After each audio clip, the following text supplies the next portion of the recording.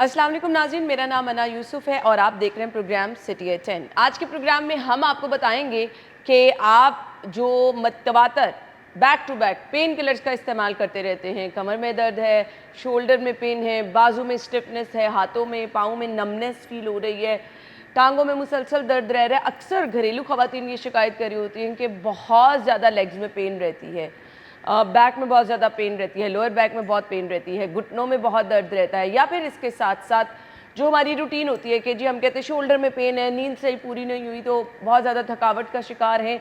अब रूटीन में अगर आप लेथार्जिक रहते हैं, थकावट का शिकार रहते हैं, तो हमारी आम प्रैक्टिस क्या होती है कि अच्छा कमर में दर्द हो रही है, सर में दर्द हो रही है, शोल्डर में पेन हो रही है, चलो जी पेन किलर खा लो और थोड़ी देर के लिए आपको रिलीफ हो जाता है। बट ये प्रैक्टिस ठीक है या नहीं है? ख़ास तौर पर हमें फ़िज़ियोथेरेपी की ज़रूरत कब होती है जी? फ़िज़ियोथेरेपिस्ट का रोल क्या होता है? तो हमें ज्वाइन किया है जी डॉक्टर मरियम ने, जो कि फ़िज़ियोथेरेपिस्ट है। अपने प्रोग्राम में खुशामदीद कहेंगे। अस्सलाम वालेकुम मरियम। वालेकुम सलाम। कैसी हैं आप? मैं ठीक हूँ, आप ठीक है? अल्हम्दुलिल्लाह।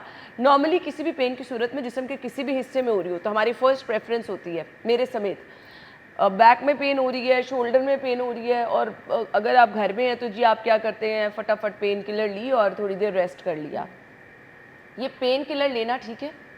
अच्छा देखिए, पेन हो रही है कोई भी, पहली बात तो ये कि पेन किलर रैंडम अगर आपने उठा के ले ली है वो भी ठीक नहीं है, ओवरऑल ही ठीक नहीं है। अच्छा, अब अगर आप कंटिन्यूस इसकी आदत डाल लेंगे, जैसे आपको कमर में दर्द है, शोल्डर्स में दर्द हो रही है, तो आपने उठाई पेनाडोल ले ली, एक दफ़ा ले ली, दो पेनाडोल ले ली, पेनाडोल एक्स्ट्रा ले ली, या कोई भी और डाइक्लो उठा ली, कुछ भी आपने रैंडमली ले लिया है, वो ठीक नहीं है। ज़्यादा इस्तेमाल उसका ठीक नहीं है। वक्ती तौर पे वो फ़र्क पहुंचा देता है, लेकिन आपको पता होना चाहिए कि आप किस इशू के लिए कौन सी मेडिसिन ले रहे हैं।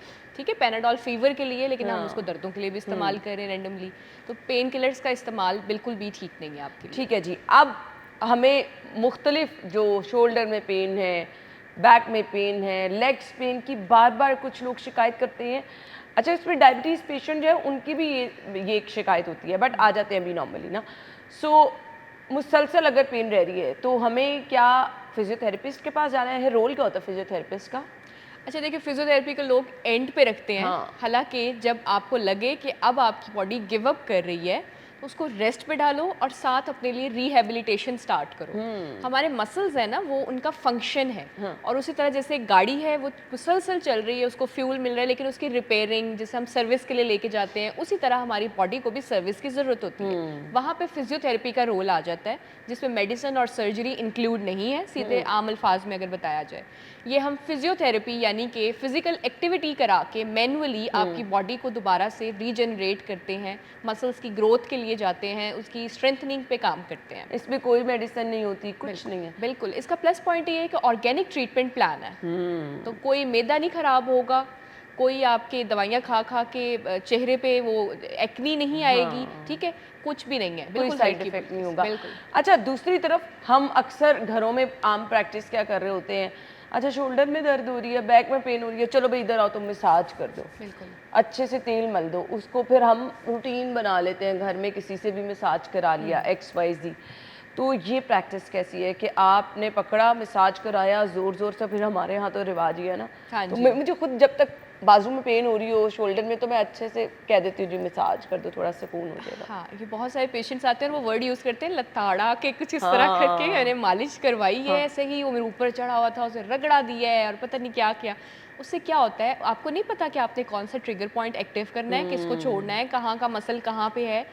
वो रगड़ रहे होते हैं, उससे मसल और सोर हो सकते हैं, कोई और नर्व डैमेज हो सकती है। तो ये रैंडमली मालिशें कराना ठीक नहीं है। हाँ, जैसे हम सैलून स्पा में जाते हैं, वहाँ ट्रेंड बंदे हैं, वो थोड़ी बहुत हल्के हाथ से मसाज कर दें। हमारी लैंग्वेज में उसको मालिश नहीं, सॉफ्ट टिश्यू मोबिलाइजेशन कहा जाता है, जो हमें पता होता है हमने किस टिश्यू को, किस ट्रिगर पॉइंट को एक्टिव करना है, किसको छेड़ना है, किसको नहीं छेड़ना। तो रैंडमली घरों पे इस तरह से मालिश ना करवाएं, उससे पेन एग्रीवेट हो सकती है। लोग मालिशें कराने के बाद हमें आके कहते हैं कि मैंने मालिश कराई थी तो उसके बाद ये ज़्यादा ख़राब हो गया है। तो ये बिल्कुल ठीक प्रैक्टिस नहीं है। हाँ, हल्के हाथ से मसाज करें, जैसे बहुत सारे अब ऑयल आ गए हैं जो कुछ अच्छे भी हैं, तो उनकी हल्के हाथ से मसाज करना इज़ डिफरेंट थिंग, लेकिन मालिश कराना is a very different thing. अच्छा, यानी आपको कभी भी किसी को नहीं कहना चाहिए कि वो जी जोर से बिल्कुल हम हाँ कराते, वो तो बिल्कुल नहीं कराना देखिए चाहिए। हमारा पट्टा दर्द में क्यों गया है, क्योंकि वो टायर्ड है, वो थका हुआ है, वो कॉन्ट्रैक्ट हो गया है, उसके ऊपर धड़ाधड़ मसाज करेंगे तो वो तो और श्रिंक होगा, दर्द में जाएगा ना। डजंट मेक सेंस कि वो रिलैक्स होगा। रिलैक्स करने के लिए तो वो हमारा काम है फिर वहाँ पे रिलैक्सेशन के लिए डिफरेंट प्लान्स बनाना। बिल्कुल। हमारे पोस्चर कितने मैटर करते हैं, जो हमें अक्सर जो पेन्स होती हैं उसमें हमारे सिटिंग पोस्चर, हम लेट कैसे रहे हैं, बैठ कैसे रहे हैं, हमारी रूटीन हैबिट कितनी मैटर करती है? बहुत ज़्यादा मैटर करती है। अच्छा देखिए पेशेंट्स आते हैं हमारे पास, जिम कर रहे हैं, एक्टिव लाइफस्टाइल है, वॉक कर रहे हैं, फिर भी मसल्स टायर्ड हैं क्योंकि पोस्चर नहीं ठीक है। ठीक है, अब मैं हमेशा अपने पेशेंट्स के साथ ही एग्जांपल्स एफिलेट कर सकती हूँ कि पेशेंट आ रही है मेरे पास, उसकी फिजियो चल रही है, 3 दिन सेशन लेने के बाद उसने मुझे कहा कि कुछ ऐसा है जो रात को ट्रिगर होता है। अच्छा। और वो फिर उससे और ज़्यादा पूछा गया तो मैंने कहा आप रात को सोने से पहले लेट के फ़ोन इस्तेमाल करती है। ओहो हो, ये तो उसने हर कोई कहा करता है। यस ऐसा ही है। मैंने कहा आज आपने माइनस कर देना है और कुछ नहीं करना, रात को आपने सोने से पहले फ़ोन नहीं इस्तेमाल करना बेड पे जाने के बाद। उसने स्किप किया, अगले दिन उसकी हिस्ट्री ही और थी कि भाई मैं अब तो बहुत रिलैक्स फील कर रही हूँ, रात पेन ट्रिगर नहीं हुआ। क्यों? क्योंकि हमारा पोस्चर खराब है। मरियम, ये रात को लेट के ऐसे फोन यूज करना हमारे लिए हाँ जी। हमारे साथ करता क्या है बेसिकली? जिनकी रूटीन में आदत है, लोग तो घंटों रील स्क्रॉल कर रहे हैं, ये टिकटॉक ने हमें नई आदत डाल दी है ना। बिल्कुल। अच्छा देखिए फ़ोन इस्तेमाल, मैं ऑफिस गोइंग लोगों के लिए भी यही कहती हूँ कि फ़ोन ना आपके आईलिड के लेवल पे हो। अब आप सीधे अकड़ के तो नहीं बैठ सकते हो, ठीक है, लेकिन आईलिड के लेवल पे हो, आपके बैक पे सपोर्ट हो, आपकी आर्म रेस्ट हो और आप ये फ़ोन इस्तेमाल करो ताकि आपकी आंखों पे वजन ना पड़े। ये आंखों के लिए भी ठीक नहीं है, ड्राइनेस कॉज करता है, आंखें खिंचती हैं, नज़र कमज़ोर होती है। अंधेरे में फ़ोन इस्तेमाल ना करें, फ़ोन का लेवल जो है आपकी आईलिड पे होना चाहिए। ये झुके होते हैं, ये लटके होते हैं सोफ़ों पे और रात को भी यही पॉस्चर है, वो देखते देखते देखते सो रहे हैं और सुबह उठेंगी तो फील होगा आपको कि आपकी जैसे नींद पूरी नहीं हुई, जिस्म में थकावट है। एग्जैक्टली क्योंकि हमारे ब्रेन के जो सेल्स हैं वो उस टाइम पे एक्टिव हुए हुए हैं, वो एक्टिव ही सोते हैं और आप उसी तरह से सुबह उठते तो आपको यही लगता है कि मैंने शायद रेस्ट नहीं की है, मैं थकावट में ही उठा हूँ। बिल्कुल। क्योंकि आपने रिलैक्स होने नहीं दिया, आपके ब्रेन के रिसेप्टर्स एक्टिव रहे हैं सारी रात, वो प्रोसेस करते रहे हैं सारा दिन। मेरे फादर ही यूज्ड टू से कि भाई आपने ना 4 घंटे पढ़ लिया और उसके बाद एक दफ़ा फ़ोन इस्तेमाल करें ना सोने से पहले, वो सारा वेस्ट कर दिया आपने, ब्रेन आपने डैमेज कर दिया अपना। वो जितना नॉलेज दे के एक्सरसाइज उसकी की है, रीडिंग इज़ एन एक्सरसाइज ना, तो आप ब्रेन डैमेज करते हो अपना इस तरह से कि रात को सोते हुए फ़ोन इस्तेमाल कर रहे हो। सही। सो ये आपने बिल्कुल नहीं करना है। हम तो आम तौर पे बच्चों को घंटा घंटा फ़ोन पकड़ाया हुआ और पकड़ ही नहीं रहे, तो ये बच्चों के लिए भी इसी तरह से बिल्कुल ऐसा ही है। हम नोट नहीं ना करते, छोटी छोटी चीज़ें लाइफस्टाइल में चेंज लाने से बड़ी बेहतरी हो जाती है। पेशेंट को जाते हुए ना हम 4 से 5 सेशंस के बाद कहते हैं कि अब आपने रूटीन चेंज करनी है, लाइफस्टाइल चेंजेस लाए। अब हमें नहीं पता कि ये हमें ड्राइनेस कॉज कर रहा है, ये जो हर वक्त हम आंखें रगड़े हैं फ़ोन की वजह से है, आंखें खिंची हैं, नज़र जल्दी कमज़ोर हो रही है, मसल वीक हो रहे हैं। अच्छा, अब नज़र कमज़ोर होना एज के साथ रिलेट नहीं है। हाँ, बिल्कुल नहीं। नज़र कमज़ोर होती है क्योंकि हमारे आंखों के मसल्स कमज़ोर हो गए हैं, तो इसी वजह से आप देखेंगे छोटे छोटे बच्चे ऐनकें लगी हुई हैं, आंखें कमज़ोर हैं। क्योंकि अब हमारे लिए तो बिल्कुल नॉर्मल है कि कहीं गए तो बच्चे को फ़ोन दे दिया, लेकिन वो नुकसान कर रहा है। बिल्कुल। मरियम, आपने बच्चों का जिक्र किया तो मैंने बहुत सारे बच्चों को ना इस तरह बैठे हुए देखा है। वो क्लासरूम में बैठे हों, वो घर में बैठ के पढ़ाई कर रहे हों, वो लैपटॉप पे बैठ के क्लास ले रहे हों, तो बच्चों का पोस्चर ये हो चुका है। ये बिल्कुल ऐसे बिल्कुल बैक इस तरह से होती है। अपने साइज से बड़े बैग पहनते हैं एक तो वो हैवी वेट उस तरह से कैरी कर रहे होते हैं, फिर बच्चे पढ़ रहे हैं तो मुसलसल ये पॉस्चर बना हुआ है, उसको स्ट्रेट। अच्छा, गुड और बैड पॉस्चर की पहचान क्या होती है? जैसे अब मैं आपका पॉस्चर इस टाइम करेक्ट, आप अपने तरफ से बैठी हुई हैं, लेकिन अगर हम अपने फुट को अलाइन करें ग्राउंड के साथ और अपनी आंखों को आप किसी भी एक ऑब्जेक्ट के साथ जोड़ लें, this is the right posture. अब आप देखें कितनी स्ट्रेट बैठ की, सिंपल एक चीज़ है। हम ऑफिस में ये टांगे जोड़ी हुई हैं, इधर को गए हुए हैं, इस तरह से बैठे हुए हैं, बिल्कुल नहीं बैठना, ये बिल्कुल नहीं। ये है ना, अलाइन कर लिया फुट को ग्राउंड से और आंखों को किसी एक ऑब्जेक्ट के साथ, आप ऑटोमेटिकली स्ट्रेट हो गए। This is the good posture. ये प्रैक्टिस करवाने से प्रैक्टिस होगी।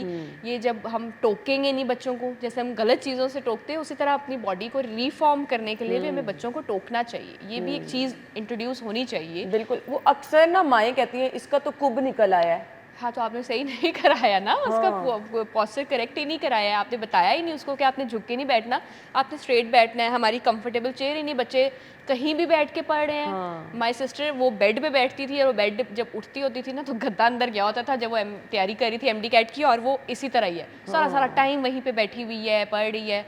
उठना चाहिए, 20 मिनट बाद वॉक करनी चाहिए, स्ट्रेच करना चाहिए, नेक की स्ट्रेचिंग्स होनी चाहिए, ये हमारी रूटीन होना चाहिए। मैं अपनी मदर को कहती होती हम ऐसे पढ़ते होते थे सुबह की सैर, वो इस्तेमाल कहाँ किया हमने। हाँ, सही बात फिर वो एक्सरसाइज होती है बैठ के निकालना, और पता नहीं कौन कौन सी चीज़ें, मैंने कहा ये बच्चों को पता ही नहीं है। वो पढ़ाने का मकसद ही ये था कि वो फ्यूचर में ऐसे लिखने नहीं थे, इम्प्लीमेंटेशन करनी थी, इम्प्लीमेंटेशन नहीं होती है। बिल्कुल ऐसा ही है। अच्छा, अब एक नया ट्रेंड है, हम क्या करते हैं कि हम जिम नहीं जा सकते तो हमारे पास यूट्यूब पे इतनी ज़बरदस्त क्लासेस एक्सरसाइज की हो रही होती हैं, जिम की हो रही, हम वो घर में ज्वाइन कर लेते हैं। अब उसमें भी हम कुछ ऐसी गलतियां कर देते हैं क्योंकि आपके सर पे ट्रेनर अगर है ना तो वो बहुत सारी चीज़ें आपको बता रहा होता है, वो हमारे पोस्चर कुछ ठीक नहीं होते हैं, घुटने में शदीद दर्द निकल आई, आपने वेट ज़्यादा उठा लिया, आपके शोल्डर में बुरी तरह से दर्द निकल आई, ऐसे ही है। सो आप बगैर ट्रेनर के अगर कोई हैवी किस्म की एक्सरसाइज कर रहे हैं तो उसको अप्रिशिएट करती हैं आप? नहीं, मैं उसको बिल्कुल अप्रिशिएट नहीं करती। ये जिम जाते हैं रेगुलर, उसके बाद आके जब कंप्लेन करते हैं तो पहला सवाल होता है कि आपने खुद से किया था कि किसी ट्रेनर ने कहा? उसने कहा मैं खुद ही कर लेता हूँ। वहीं पे गलती की ना। वर्कआउट कोई भी करने से पहले, जिम जाने से पहले भी एक प्री वर्कआउट होना चाहिए ताकि बॉडी वार्म अप हो। उसके बाद पोस्ट वर्कआउट होना चाहिए ताकि बॉडी रिलैक्स हो, स्टिफनेस में ना जाए। ठीक है, बेसिक चीज़। फिर आप कोई भी हैवी वेट लिफ्टिंग करनी है, एग्रेशन करना है, तो ट्रेनर लाजमी होना चाहिए। अब ये जो घर पे यूट्यूब पे देख के कर रहे हैं, मेरा भी पेज है, मैं भी वीडियोस बनाती हूँ, लेकिन फिर वही बात है कि वो हर वीडियो हर किसी के लिए नहीं हो सकती। बिल्कुल कि वो घुटनों के लिए हम एक्सरसाइजेस बता रहे हैं, लेकिन हो सकता है एज फैक्टर हो, डीजेनरेटिव चेंजिंग्स हो, अर्ली ऑनसेट में ही आपको रूमेटॉइड आर्थराइटिस है, गैंठिए का मसला है, यूरिक एसिड है, हो सकता है वो आपने घुटनों को इतनी एग्रेशन देना ही ना हो। हर चीज़ हर किसी के लिए नहीं होती है। ऑनलाइन जो भी दिख रहा है लाजमी नहीं वो सबके लिए फिट हो, वन साइज फिट ऑल नहीं होता ना। तो आपने गाइडेंस लेनी है, प्रॉपर विजिट करें, उसके बाद घर पे उसको अप्लाई करें। राइट एंगल हमें पता है, कितने एंगल पे मूवमेंट देनी है, सीधी टांग उठाई जा रही है लेकिन डजंट मीन कि वो आपके मसल्स के लिए ठीक है। वो हर कोई नहीं कर सकता। हर कोई नहीं कर सकता। सो मरियम, वेट ज़्यादा होना एक बड़ा इशू है। सो वो लोग जिनका वेट ज़्यादा होता है उनके साथ इश्यूज क्या क्या हो सकते हैं वो हम डिस्कस करते हैं। मुझे ब्रेक का कहा जा रहा है, ब्रेक के बाद आएंगे। स्टे विद अस।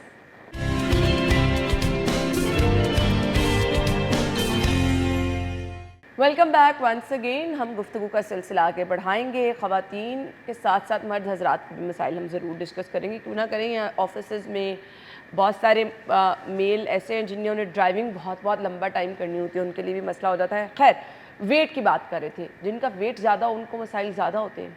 हाँ जी, उनको घुटने का मसला, उनकी कमर का मसला, उनकी हील पेन, बहुत ज़्यादा इश्यूज कॉज होते हैं। और फिर उनका रिकवरी टाइम पीरियड भी बाकी लोगों से ज़्यादा होता है। ऐसा ही है, ऐसा ही है। बहुत मैटर करता है एज, आपका वेट, आपकी हिस्ट्री, मेडिकल हिस्ट्री। लोग नहीं उस पर नोटिस करते ना कि डायबिटीज़ है तो वो प्रोसेस स्लो हो सकता है, बॉडी की हीलिंग स्लो हो सकती है। तो ये तीनों चीज़ें मैटर बहुत करती हैं। हड्डियों का भुरभुरापन क्या होता है, और क्या ये वाले पेशेंट जो होते हैं उनको ज़्यादा प्रॉब्लम रहती है, और फिजियोथेरेपी वहाँ पे किस तरह से काम करती है? देखिए, इसमें जैसे आदतें हो जाती हैं जब आपको रूमेटॉइड आर्थराइटिस, गैंठिए का मसला होता है तो उसमें आपकी हड्डियां घुलने लग जाती हैं। ठीक है, तो उसके लिए आप क्या करते हो, रीहैब प्लान बनाते हो। अब ऐसा है कि कुछ लोग एक्सपेक्ट कर रहे होते हैं कि हमारा घुटना मुसल बदल जाएगा, क्योंकि वो पहले आपस में रगड़ खाती हैं, नोकें बनती हैं, फिर वो ख़त्म होने लग जाता है जॉइंट, उसके बाद उसकी डीफॉर्मिटी यानी कि शेप चेंज होने लग जाती है। आपने नोट किया होगा वो फिर साइड पे टिल्ट कर रहा है, किसी का कुछ इशू, किसी का कुछ। तो मैं कुछ पेशेंट्स देख रही हूँ आजकल, तो उनके ना नी पोजीशन ही चेंज होने लग गई है। अब हम उसको वापस नहीं लेके आ सकते। एक चीज़ जो वेस्ट हो चुकी है, वो जब देखने वाली थी उस टाइम आपने कहा कि मैं पेन किलर से गुजारा कर लूँगा, आपने वेट किया कि मैं नी रिप्लेसमेंट करा लूँगा, और अब now you have pass that stage 70 में जाकर अब आप नी रिप्लेसमेंट कराएंगे तो आप क्या एक्सपेक्ट कर रहे हैं, कब तक रिकवरी होगी, और उसके बाद भी फिजियो होगी। तो पहले ही इसको एड्रेस करें जब आपको महसूस हो कि चलते फिरते आपको पॉपिंग साउंड्स आ रही, कटक कटक आवाज़ आ रही है और साथ पेन भी आ रही है, तो इसको नोट करें। सीढ़ियाँ चढ़ते हुए आ रही है, उतरते आ रही है, दोनों डिफरेंट चीज़ें हैं। एक में आपके हैम्स टाइट हो रहे हैं और एक में क्वाड्स टाइट हो रहे हैं, तो डिफरेंट चीज़ें, लेकिन हर सिनेरियो। अच्छा मरियम, मैंने अक्सर लोगों को ये कहते हुए सुना है कि हमारे घुटने में से आवाज़ आती है, वो एज ज़्यादा भी ना हो, तो ये कोई अलार्मिंग साइन है? अच्छा देखिए, एक होती है कटक कटक विद पेन, ये है आपकी साइनोवियल फ्लूइड होता है घुटनों के दरमियान में जो कुशन का काम करता है वो कम हो जाए, तो फिर वो आपस में नोकें बन जाती हैं, नोचेस, और फिर वो रगड़ खाती हैं, तो दैट इज़ वेरी अलार्मिंग। उस पर आपको फौरी तौर पे अपने घुटनों के लिए कुछ करना चाहिए। लेकिन नॉर्मल पॉपिंग साउंड्स अगर किसी को आ रही हैं कि मूवमेंट दी शोल्डर को या घुटने को आते हैं, उसके लिए अपना कैल्शियम और विटामिन चेक करें अगर पेन नहीं है। ठीक हो गया जी, ये आपने रूटीन में करना है। अच्छा जी, वो ड्राइवर हजरात जिन्होंने लंबे लंबे सफ़र करने होते हैं, बहुत सारे लोग दूसरे शहरों से हर रोज़ शहर लाहौर में आते हैं, तो ये जो ड्राइविंग सीट है ये आपके लिए ख़तरा हो सकती है अगर आप इस पे ध्यान नहीं दे रहे और लंबे टाइम के लिए ड्राइविंग कर रहे हैं तो? हो सकता है, कुछ लोग बहुत ट्रैवल करते हैं और फिर कंप्लेन होती है ग्लूट्स में पेन है, और एक स्पेसिफिक पॉइंट पे जाके मसल टाइट हो जाता है और फिर वो नॉट्स बन जाती हैं। ज़्यादा कमर का मसला रहता है और ग्लूट्स का मसला रहता है, और इतनी देर पोजीशनिंग में रहे ना तो वैसे ही घुटनों में भी दर्द शुरू होती है। मेरे साथ भी ये हुआ है, और ज़्यादा होता था जब मैं गाड़ी में जाके बैठ जाती थी और उतरते हुए फिर मुझे फील होता था कि मेरे ग्लूट्स में कुछ पेन हो रही है, एक शार्प सा पेन उठ रहा है। तो इसका क्या हुआ कि मुझे सॉफ्ट कुशन रखना चाहिए, मुझे वहाँ पे सपोर्ट मिलती है उस पे बैठना चाहिए। कॉक्सिक सपोर्ट है ताकि मेरी जो वर्टिब्रास का प्रेशर है वो उस कुशन के अंदर एब्जॉर्ब हो जाए। इसके लिए मार्केट में आपको डिफरेंट ब्रांड्स के कुशन्स मिल जाते हैं। चलिए जी, ड्राइवर हजरात के लिए मशवरा ये है मरियम का। मरियम, बहुत सारे पेशेंट ऐसे होते हैं, कोई सर्जरी हुई या फिर डॉक्टर ने कहा जी आप बेड रेस्ट पे हैं, ड्यूरिंग प्रेगनेंसी, आफ्टर प्रेगनेंसी बहुत सारी ख़वातीन बेड रेस्ट पे होती हैं, तो उस दौरान फिजियोथेरेपी करनी चाहिए क्योंकि आपको एक स्टिफनेस सी फील, 2 दिन आप बेड पे रहे हैं तो अब तो आप पाँव नीचे उतार रहे हैं तो आपसे चला नहीं जा रहा। सर्जरी के पेशेंट जो हैं 2-3 दिन मुसलसल बेड पे रहे और अब जब उठ रहे हैं तो फिर उनसे चला नहीं जा रहा। ऐसे में कितना ज़रूरी है कि आपको अपने पोस्चर चेंज करनी है, साइड चेंज करनी है, थोड़ी देर उठ के बैठना है? क्योंकि मुझे पता है जब मेरा सी सेक्शन हुआ तो फ़ौरन डॉक्टर कह रही थी कि नहीं जी अब तो फौरी इसको थोड़ी देर बाद ना आपने वॉक भी करानी है, उठ के बैठें भी, अपने बाजू शाजू भी प्रॉपर तरीके से हिलाएं। तो ये मैटर करती है चीज़ें। किसी को मारना हो ना तो उसको कुछ दिन ना बेड पे लिटा दो और फिर को के उठ के चल पड़ो। बिल्कुल सही किया तो ये चीज़ है। अच्छा देखो, कुछ सर्जरीज होती है, नी रिप्लेसमेंट हुई, ऑब्वियसली हम नहीं कहेंगे कि फौरन उठ के चल पड़ो, ठीक है। उसके लिए भी आप स्टैंड से, वॉकिंग स्टैंड से हेल्प लोगे, कुछ 6-7 हफ्ते ऐसे चलोगे जिसमें नीचे वजन नहीं डालोगे, लेकिन मोबिलिटी बहुत इंपॉर्टेंट है। पाकिस्तान में तो अभी इतनी अवेयरनेस ही नहीं है। अगर आप बाहर मूव करोगे तो आप देखोगे कि हर पेशेंट के साथ एक डॉक्टर, साथ एक फिजियोथेरेपिस्ट हर पेशेंट के साथ है। आईसीयूज में फिजियोथेरेपिस्ट के प्रॉपर विजिट होते हैं कि उन्होंने वो पेशेंट जो आईसीयू में हैं, जो मोबिलिटी नहीं कर रहे हैं, उनको करवट बदलवानी है ताकि ब्लड सर्कुलेशन रहे। कितनी मैटर करती है बिल्कुल, यानी कि ना हमारे ब्रेन के साथ हमारे मसल्स का कनेक्शन है। ये जिनको लकवा हो जाता है, असल में क्या होता है, ब्रेन का सिग्नल ड्रॉप हो जाता है उस मसल के साथ। तो हमने ब्रेन को सिग्नल वापस जोड़ना होता है, ठीक है ना। तो उसी तरह से हमने अपने ब्रेन को एक्टिव रखना है, साथ बॉडी को एक्टिव रखना है। उसके लिए याद कराना है ना उसको कि ब्रेन भूल गया है कि मैंने बाजू कैसे हिलाना है। लकवे में पैरालिसिस हो गया किसी को वन साइड का, तो इसका मतलब है कि दिमाग भूल गया है कि मसल कैसे हिलता है, बाजू कैसे मुंह पर नीचे होता है। तो हमने उसको याद कराना है, उसीलिए मोबिलिटी बहुत इंपॉर्टेंट है। ठीक है, ठीक है जी। ये अगर ख़ास तौर पर वो लोग जो फालिज में, जिनको फालिज का अटैक हो, ख़ास तौर पर कि ब्रेन की सर्जरी हो, क्योंकि हमारा ये दिमाग ही जो है ना मैसेज कन्वे कर रहा होता है कि आपने लेग कैसे मूव करनी है, बाजू कैसे मूव करनी है, तमाम चीज़ें। यहाँ पर फिजियोथेरेपिस्ट का रोल बहुत अहम होता है। वो पेशेंट जिनको डॉक्टर्स ने बेड रेस्ट कहा हुआ है वो लाजमी फिजियोथेरेपिस्ट को भी साथ इंगेज करें, अदरवाइज़ बहुत प्रॉब्लम हो सकती है। ब्रेक के बाद ज्वाइन करते हैं, हमारे साथ रहिएगा।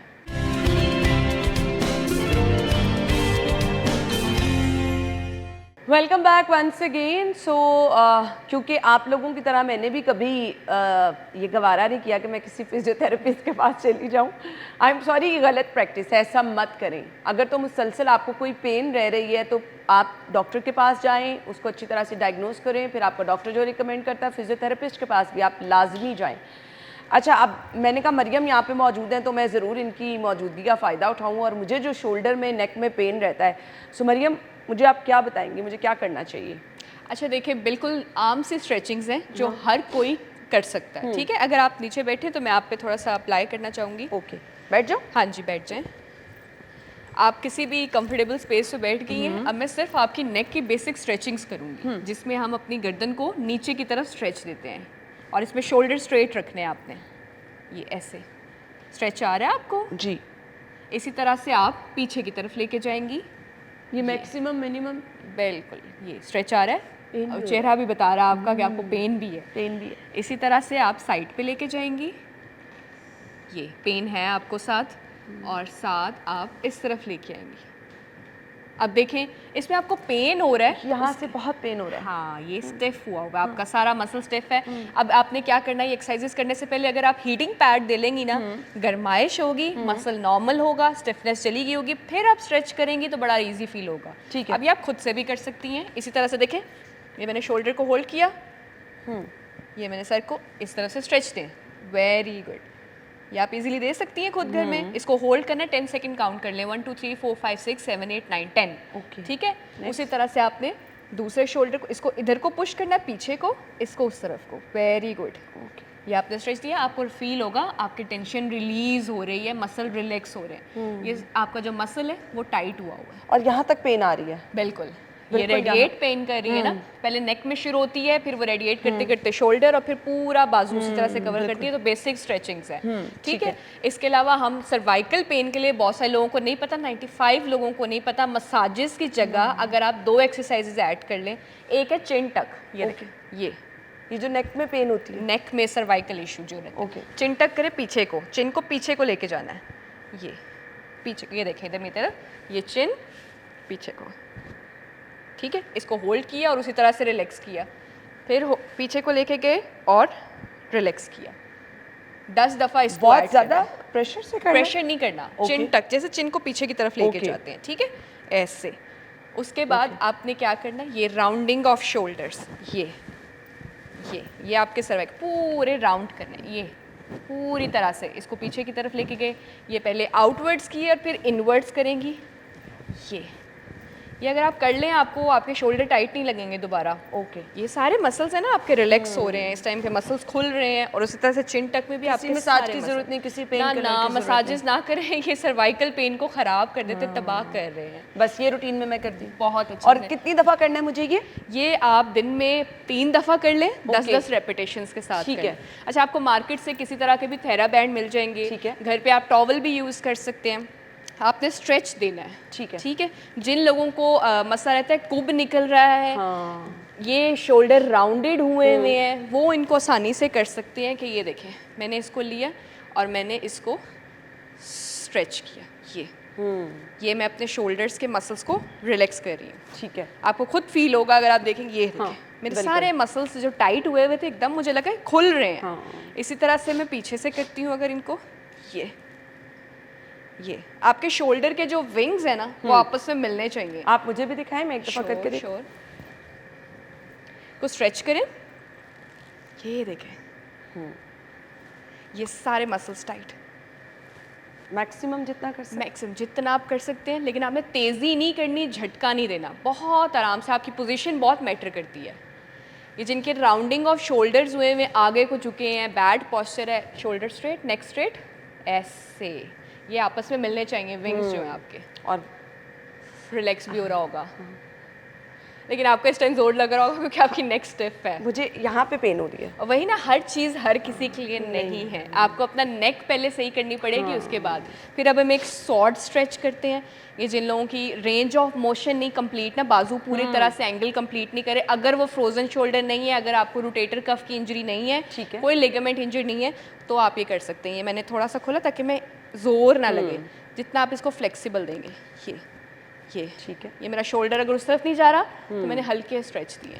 ओके। अच्छा, जितना एंगल कंप्लीट हो, ये होगा क्या इससे आपके शोल्डर के मसल्स रिलैक्स हो रहे हैं, जिनके शोल्डर ये यहाँ तक जाते हैं। यानी दिन भर काम करने के बाद अगर आपको थकावट हो रही है, तो आप ये 3-4 एक्सरसाइज करें और आप बिल्कुल रिलैक्स हो जाएंगे। कहीं आपको दबाने की जरूरत नहीं है, किसी मसाज की जरूरत नहीं है, ऐसे ही है। आप बहुत अच्छा फील बिल्कुल ऐसे ही है। अच्छा, रमज़ान में भी लोगों को रहा है, मुझे भी रहा है, मेरे शोल्डर्स बड़े टाइट, नींद नहीं पूरी होती थी, नींद नहीं पूरी होती थी। अच्छा, एक स्ट्रेच है जो आप आसानी से घर पे कर सकते हैं।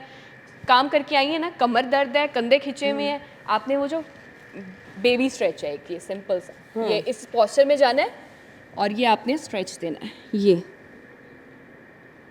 ये आपको फील होगा कि इससे आपके सारे मसल्स एकदम यूं रिलैक्स हो गए हैं, खिंचे हुए ना, बिल्कुल टाइट जो मसल्स थे शोल्डर्स के, वो रिलैक्स हो गए हैं। इसी तरह से नीचे जाएंगे और इसको आप होल्ड stretch रहना है देंगे। उस पोजीशन Hold में करना आपने, है, उस ठीक है। पोजीशन को आपने 10 सेकंड के लिए होल्ड करना है और फिर आप वापस आ जाओ। अब अगर किसी का वेट बहुत ज्यादा है तो आई डोंट थिंक सो कि वो इसको इजीली कर सकता है नहीं, मैनेज, इट्स हो वेरी जाएगा? नॉर्मल। हाँ, अच्छा, अब मैं कहती हूँ सजदे में जा रहे हैं ना, ये हाँ। मेरी अब रूटीन बन गई है। हाँ। मैं सजदे में जाती हूँ, कितने कितने लंबे सजदे करने लग गई हूँ।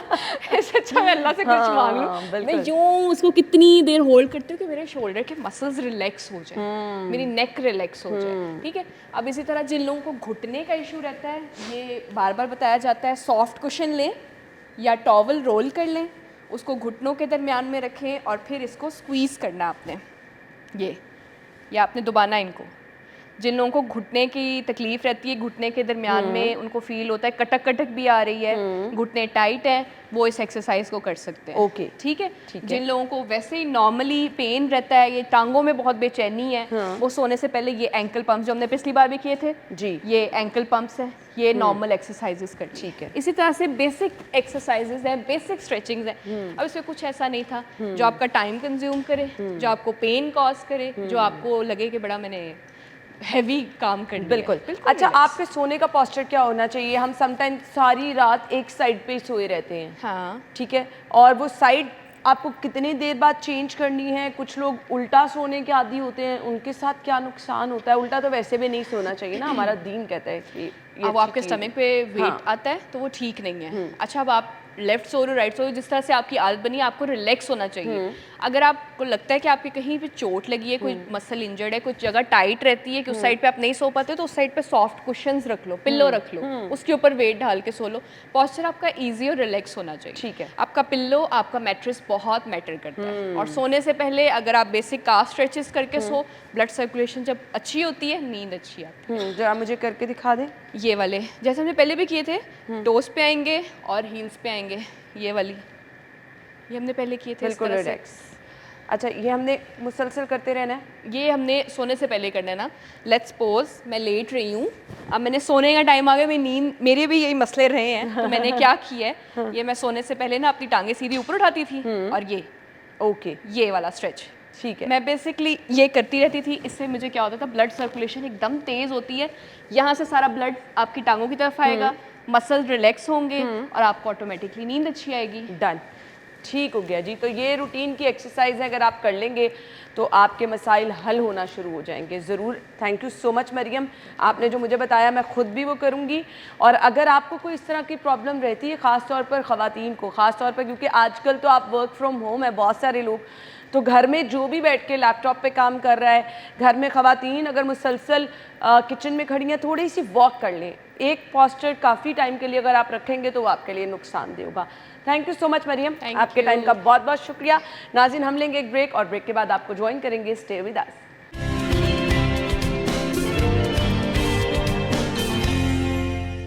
Welcome back. नाज़रीन, दौरे हाजिर बहुत सारे चैलेंजेस हैं और बहुत सारी अपॉर्चुनिटीज़ भी हैं। अब डिपेंड करता है आप लोगों पर कि आप इससे फ़ायदा कैसे उठा रहे हैं। अगर आज आप IT से दूर हैं, अगर आज आप AI से दूर हैं, तो आप चाहे जितना मर्जी आप समझ लें कि आप आगे जा सकते हैं, तो इसमें बिल्कुल भी आप जो है ना गैप कहीं ना कहीं रह जाएगा। आपने एजुकेशन हासिल कर ली, लेकिन कुछ चीज़ें जो कि दौरे हाजिर की ज़रूरत है, अगर आप उनसे दूर हैं तो फिर आप बहुत दूर रह जाएंगे, बहुत पीछे रह जाएंगे हर कामयाबी की दौड़ में। तो आज हम बात करने वाले हैं कि अगर अभी तक आप इस तरफ नहीं आए तो आ जाएं, अदरवाइज़ बहुत सारे चैलेंजेस आने वाले टाइम में आपको दरपेश हो सकते हैं। हमारे साथ IT एक्सपर्ट मियां मोहम्मद जमान साहब मौजूद हैं। अस्सलाम वालेकुम जी।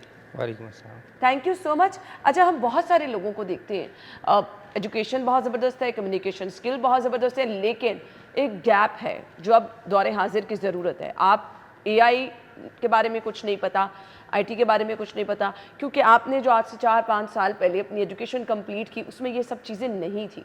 तो किस तरह से इसको ऐड करना ज़रूरत बन चुकी है?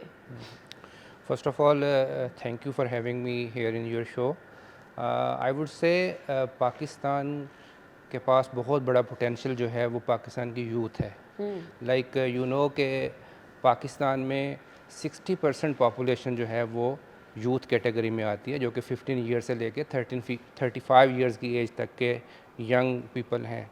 तो ये यूथ बल्ज हमारा एक बहुत बड़ा पोटेंशियल है, जिसको अगर हम चैनलाइज कर दें with the proper training and the skill development, तो ये यूथ बल्ज हमारे लिए एक बहुत बड़ा कह लेंगे पोटेंशियल है, और जो हमारे लिए एक आईटी के अंदर और सॉफ्टवेयर इंडस्ट्री के अंदर जो है ना वो बड़ा कलीदी किरदार अदा कर सकता है। तो जहाँ तक आपने गैप की बात की है, तो यस, हमारी जो एकेडेमिया है और इंडस्ट्री है इसके अंदर एक गैप मौजूद है, क्योंकि हमारी यूनिवर्सिटीज़ जो सलेबस और जो चीज़ें कर रही हैं वो आउटडेटेड हैं as like relate to the industry.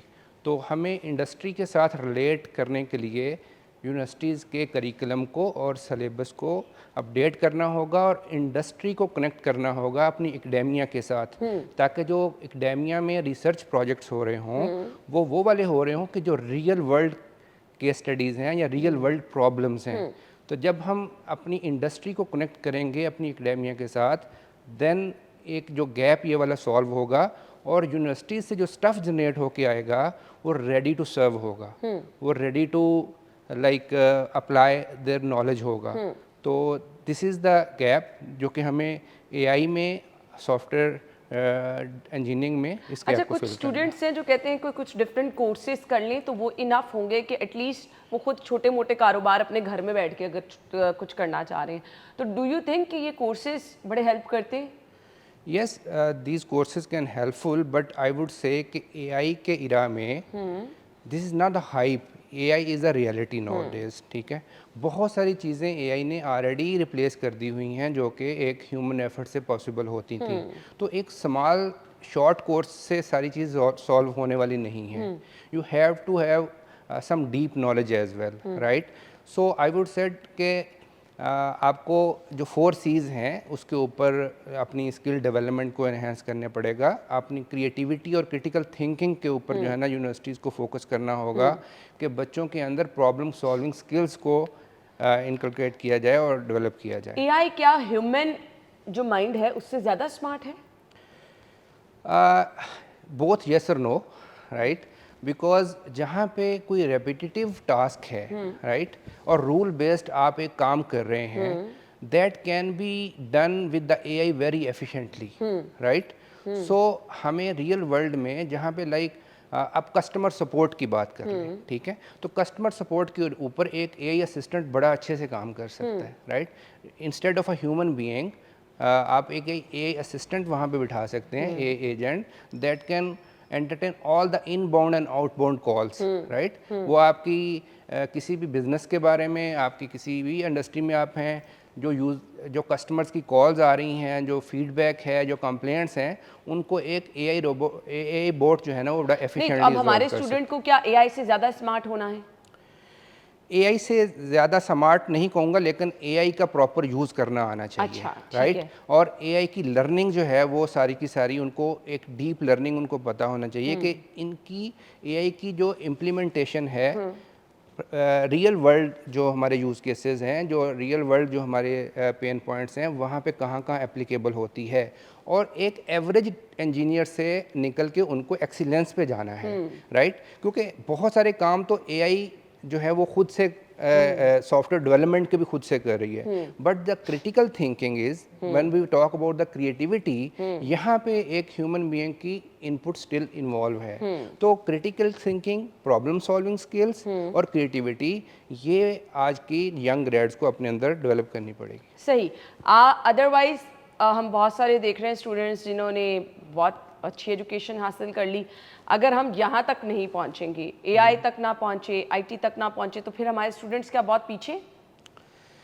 At the moment yes, like being a software industry like component, I would say कि हमें अगर 10 लोगों को हायर करना होता है ना अपनी कंपनी में, तो हमें 100 से ज़्यादा इंटरव्यूज़ करने पड़ते हैं।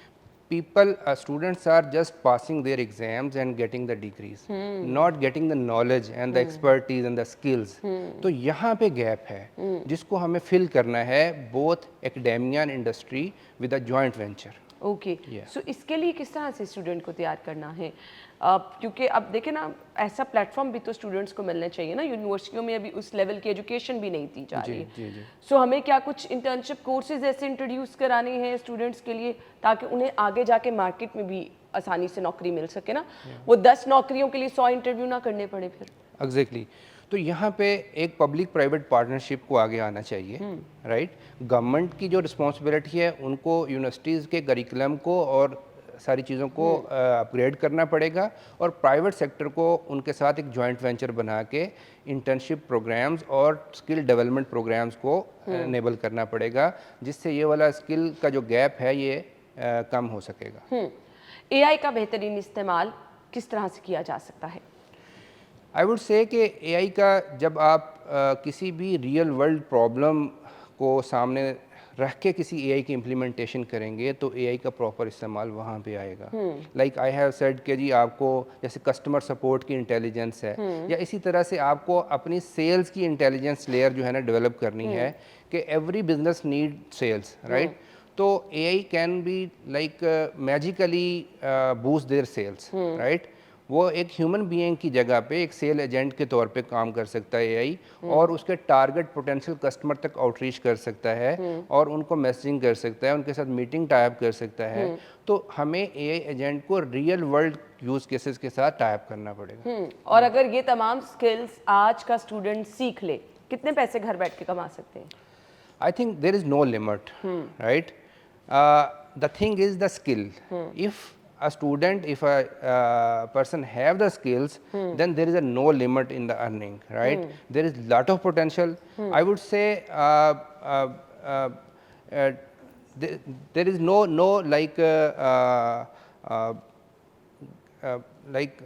कोई लिमिट नहीं है। हाँ जी, कोई लिमिट नहीं है, बिल्कुल। अच्छा, हमें कुछ टूल्स एआई के बता दें जो सीखने हर स्टूडेंट के लिए बहुत ज़रूरी हैं, जो कि उनकी एजुकेशन में भी हेल्पफुल हो सकते हैं और आगे जाके अगर कोई वो जॉब वगैरह भी कर रहे हैं तो उनके लिए बहुत ज़्यादा हेल्पफुल हो सकते हैं। अच्छा, इसमें मैं ये कहूँगा कि टूल्स जो हैं वो टाइम टू टाइम जो है ना, क्योंकि ये एआई की और सॉफ्टवेयर जो इंडस्ट्री है इसकी लैंडस्केप में बड़ी रैपिड डेवलपमेंट हो रही है, ठीक है। कोई एक टूल सीख के आप वो कह नहीं सकते कि ये आखिरी टूल है, राइट।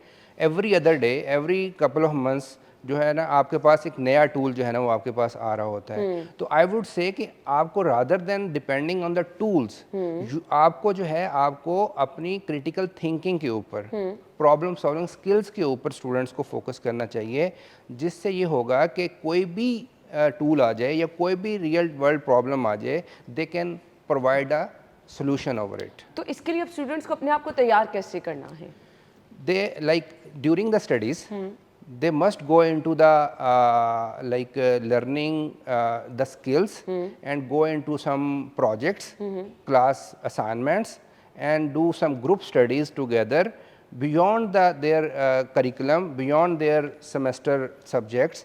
उनको रियल वर्ल्ड जो है ना वो जाके सब जो रियल वर्ल्ड प्रॉब्लम्स हैं उनके अराउंड अपनी स्किल्स को डेवलप करना पड़ेगा। सही। अब मुझे ये बता दीजिएगा, चैलेंजेस आने वाले दौर में क्या क्या हैं जो कि रिप्लेस कर सकते हैं एक ह्यूमन को, और ये तमाम जगह हम एआई को देख रहे हैं, अभी से ही आना शुरू हो गई है। कैपेसिटी लोगों की कम होती जा रही है, दफातर में जो काम हम लोगों से ले रहे थे अब वो एआई से लिए जा रहे हैं। तो किस तरह से चेंजेस आ रहे हैं? देखिए, चैलेंजेस के साथ साथ हमें हम अपनी यूथ को ट्रेंड करके ही इसको कॉप अप कर सकते हैं। नॉट कि हम इसको फियर से और इसके साथ कहें कि जी एआई है तो रिप्लेस कर देगी। यस, कुछ रोल्स, कुछ रिस्पॉन्सिबिलिटीज़ रिप्लेस हो जाएंगी ह्यूमन से, बट ह्यूमन रोल को आप एलिमिनेट नहीं कर सकते, राइट।